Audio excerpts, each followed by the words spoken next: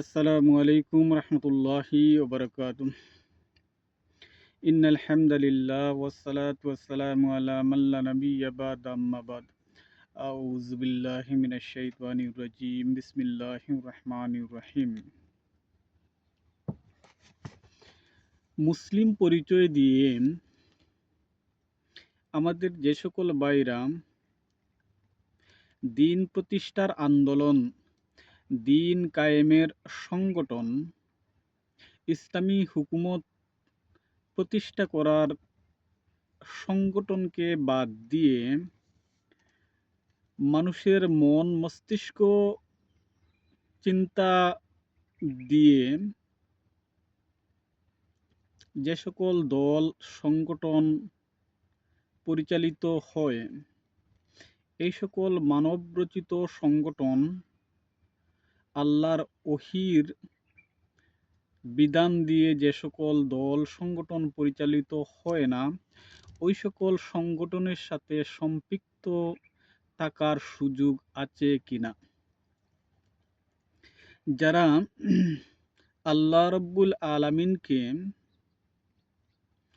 রব হিসাবে, পালনকর্তা হিসাবে স্বীকৃতি দেন এবং মহানবী মুহাম্মদুর রাসূলুল্লাহ সাল্লাল্লাহু আলাইহি ওয়াসাল্লামকে শেষ নবী হিসাবে যারা বিশ্বাস করেন এবং যারা বিশ্বাস করেন প্রিয় নবী মুহাম্মদুর রাসূলুল্লাহ সাল্লাল্লাহু আলাইহি ওয়াসাল্লামের দেখানো পথ পদ্ধতি তরিকায়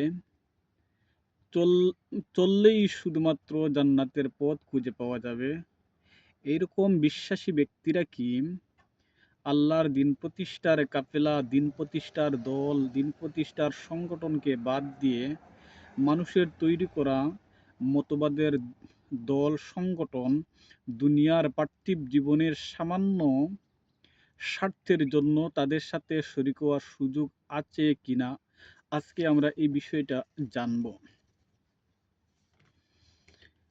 আল্লাহ রাব্বুল আলামিন কোরআনুল কারীমের ৬১ নম্বর সূরা ৯ নম্বর আয়াত সূরা সফের মধ্যে পরিষ্কার আল্লাহ রাব্বুল আলামিন আমাদেরকে বলেছেন, ওয়াল্লাযী আরসালা রাসূলাহুম বিল হুদা ওয়া দীনিল হক লিইয়ুযহিরাহু আলা দীনিল কুল্লিহি ওয়ালাউ কারিয়াল মুশরিকুন। আল্লাহ রাব্বুল আলামিন পরিষ্কার তিনি বলছেন সূরা সফের মধ্যে ৬১ নম্বর সূরা আয়াত নম্বর ৯, আল্লাহ পাক বলছেন, তিনি সেই মহান সত্তা যিনি তার আপন রাসূলকে পথের দিশা এবং সত্য দ্বীন সহকারে প্রেরণ করেছেন, যাতে এই সত্য দ্বীনকে, এই দ্বীন ইসলামকে সকল দ্বীনের উপর বিজয়ী করেন, যদিও মুশরিকরা অপছন্দ করে।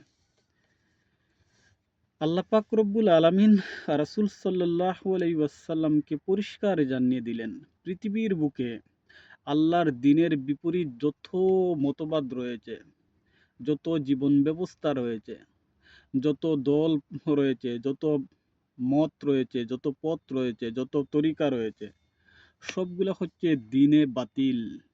কোরআন এবং সুন্নাহর পরিপন্থী পৃথিবীতে যত দল মত পথ তরিকা রয়েছে সব হচ্ছে দ্বীনে বাতিল।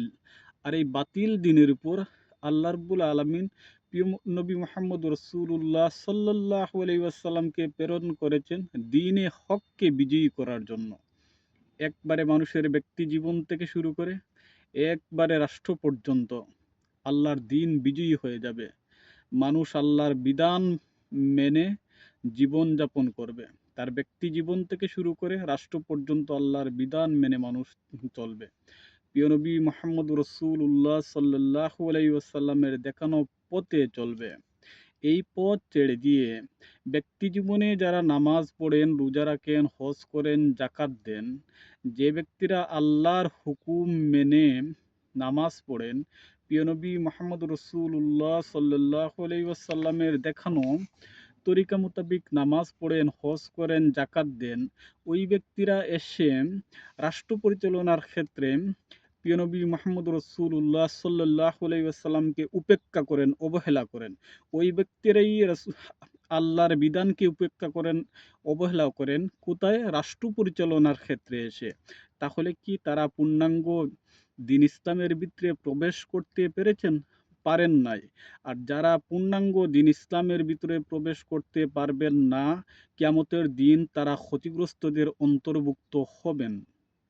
দুনিয়ার সামান্য স্বার্থের জন্য, ফায়দার জন্য, সামান্য অর্থের জন্য যারা আল্লাহর পূর্ণাঙ্গ ইসলামকে মানতে সক্ষম নয়, মানতে যারা প্রস্তুত নয়, কিয়ামতের দিন তারা ক্ষতিগ্রস্তদের অন্তর্ভুক্ত হবেন। সূরা ফুরকানের ২৭ এবং ২৮ নম্বর আয়াতে আল্লাহ পাক বলছেন, জালিমরা সেই দিন হাত কামড়াবে আর বলবে, হায় আমাদের দুর্ভাগ্য, আমরা যদি অমুককে বন্ধু হিসেবে গ্রহণ না করতাম, আমরা যদি রাসূলকে বন্ধু হিসেবে গ্রহণ করতাম সাল্লাল্লাহু আলাইহি সাল্লাম। যারা আল্লাহর দিনকে যারা দুনিয়ার জীবনে প্রত্যাখ্যান করবে, প্রিয় নবী মুহাম্মদ রাসূলুল্লাহ সাল্লাল্লাহু আলাইহি সাল্লামের তরিকাকে যারা প্রত্যাখ্যান করবে, কিয়ামতের দিন তারা ক্ষতিগ্রস্তদের অন্তর্ভুক্ত হবে।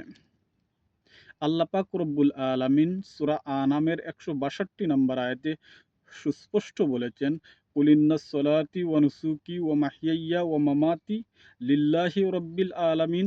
আমার নামাজ, আমার রোজা, আমার বেঁচে থাকা।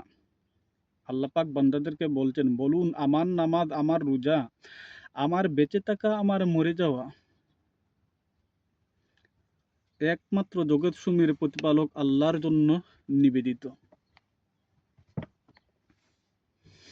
আল্লাহ পাক রব্বুল আলামিন সূরা ফাতিহার মধ্যে, সূরা ফাতিহার ৪ নম্বর আয়াতে আল্লাহ পাক রব্বুল আলামিন সুস্পষ্ট বলছেন, ইয়াকা নাহবুদু ওয়া ইয়াকা নাস্তাইন। বান্দাকে আল্লাহ শিখিয়ে দিচ্ছেন যে, বান্দারা তোমরা বলো ইয়াকা নাহবুদু ওয়া ইয়াকা নাস্তাইন, আমরা একমাত্র তোমার ইবাদত করি এবং শুধুমাত্র তোমার কাছে সাহায্য প্রার্থনা করি। আমরা যখন আল্লাহকে সালাতের মধ্যে, নামাজের মধ্যে আমরা যখন সূরা ফাতিহার ৪ নম্বর আয়াত পড়ি, তখন আমরা আল্লাহ পাককে বলি, আল্লাহ আমরা একমাত্র তোমার ইবাদত করি। এই একমাত্র তোমার ইবাদত করি, এটা কি শুধুমাত্র মসজিদে নামাজের ভেতরে? নাকি আমার জীবনের সকল ক্ষেত্রে তোমার ইবাদত করি? একমাত্র তোমার ইবাদত করি। জীবনের সকল ক্ষেত্রে একমাত্র তোমার ইবাদত করি। এই স্বীকৃতি আমরা নামাজের মধ্যে, মসজিদের ভেতরে দেই।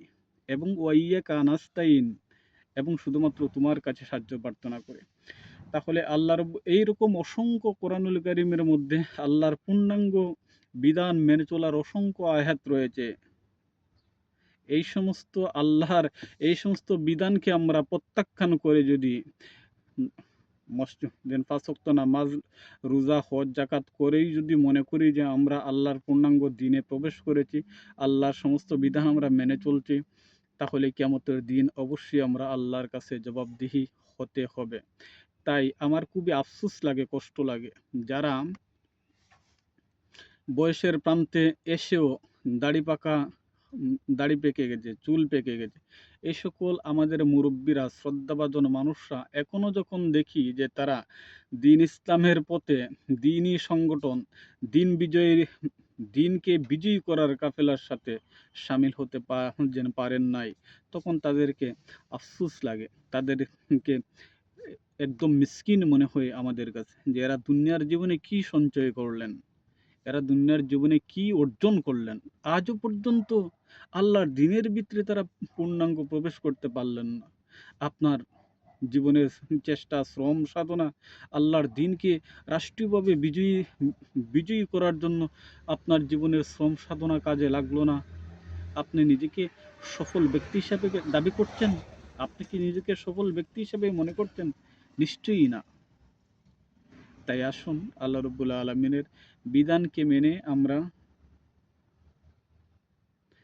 জীবন অতিবাহিত করি এবং মানুষকে আমরা আল্লাহর দিকে আহ্বান করি। আল্লাহ রাব্বুল আলামিন